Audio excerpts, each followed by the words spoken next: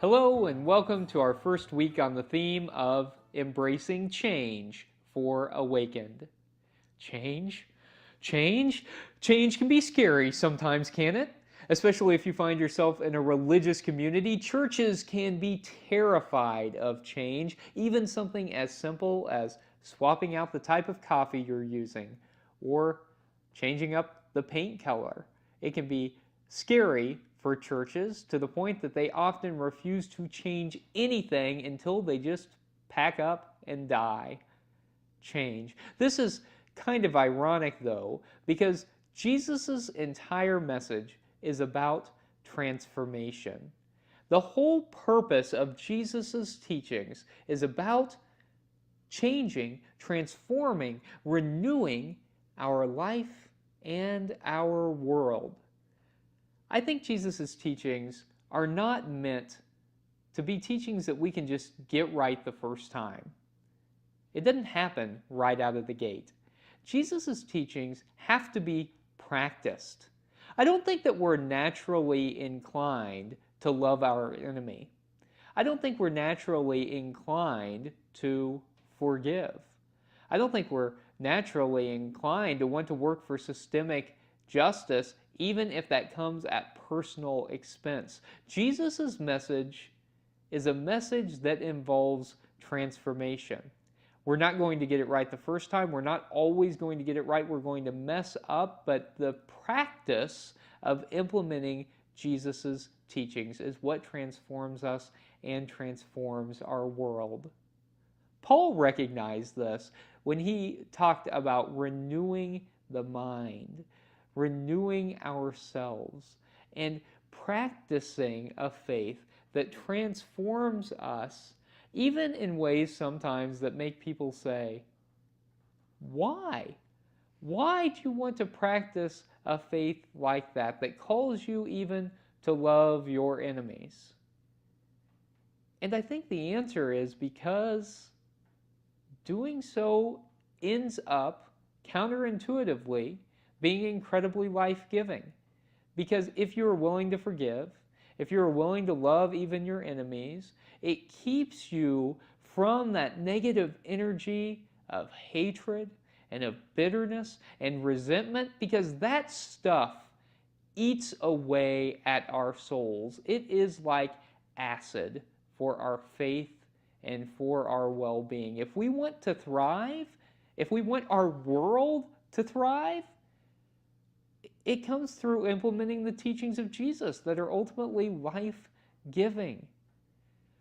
Change can be scary, and it's not always good, but transformation from the gospel is something that is absolutely life-giving. Faith communities ought to be willing to try new things. We in our lives ought to be willing to try new things as well. Not saying that everything's going to work out perfectly, that everything's going to stick, but it is by trying that we experience life in new ways, that we can experience faith in new ways. And ultimately, we may even find more expansive life, more expansive faith. Transformation is absolutely possible. You know, I had a professor in my doctoral program who talked about church leadership being like jazz, but I think faith is like this too. He said that churches have to be willing to try new things, that they have to see their ministry like jazz. And in jazz, you know your primary melody. You know what's carrying you through. That's like your mission, vision, core values as a church. It's like your faith that Jesus has taught you as a Christian. But in jazz, you go off and you improvise a bit. You try new things, you experiment. And if it works, you might jam on it for a while. And if it doesn't, you come right back to the main melody. I think that's true in churches because churches need to try new programs, they need to try new ministries, they need to be willing to try to think about finances in new ways and all of that. They need to be willing to improvise, knowing who they are at their center. I think it's also true for us as Christians that we ought to know who we are. We ought to know Jesus' primary teachings about love, compassion, but the way that we implement those, the way that we experience God, that we ought to be willing to try some new things. We ought to be willing to try new ways to serve. We ought to be willing to try new ways to worship. We ought to be willing to try to experience God in different ways because that can ultimately expand our faith. In this section on embracing change, the spiritual practices that we are engaging in involve trying some new things. And so this week, I encourage you to try something new, but something specific. I want you to try, as you're able, to help someone in a different way. Try a new way of helping someone. Maybe that is acknowledging someone who's living on the street, striking up a conversation in a safe way. Perhaps it's volunteering at a food bank. Perhaps it is helping a friend in need, someone who needs help moving, some way that isn't how you typically help someone. Think about expanding how you might help someone.